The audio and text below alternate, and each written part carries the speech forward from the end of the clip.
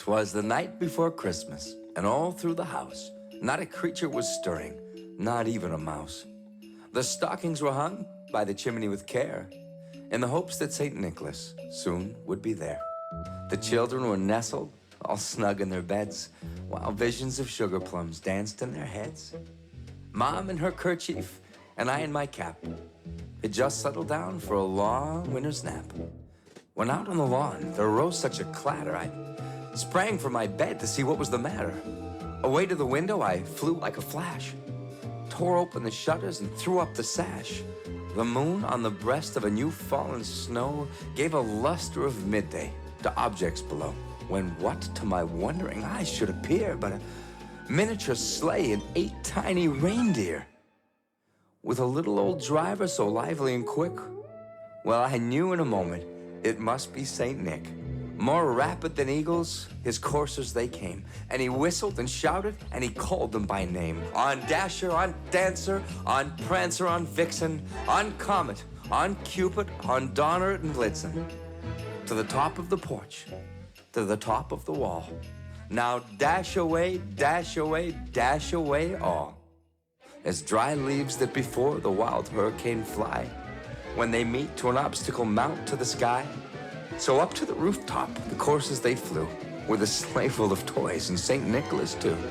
And then, in a twinkling, I heard on the roof the prancing, the pawing of each little hoof. As I drew in my head and was turning around, down the chimney St. Nicholas came with a bound. He was dressed in all furs from his head to his foot, and his clothes were all tarnished with ashes and soot. A bundle of toys he had flung on his back, and he looked like a peddler just opening his pack. His eyes, how they twinkled, his dimples, how merry. His cheeks were like roses, his nose like a cherry. His droll little mouth was drawn up in a bow, and the beard on his chin was as white as the snow. The stump of his pipe he held tight in his teeth, and the smoke, it encircled his head like a wreath. He had a broad face and a little round belly that shook when he laughed like a bowl full of jelly. He was chubby and plump, a right jolly old elf, and I laughed when I saw him in spite of myself.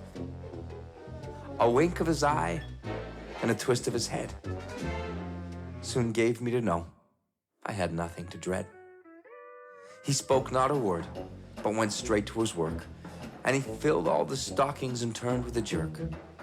And laying a finger to the side of his nose, and giving a nod, up the chimney he rose. He sprang to his sleigh, and to his team gave a whistle, and away they all flew like the down of a thistle. But I heard him exclaim, as he drove out of sight, "Merry Christmas to all, and to all, good night." Good night.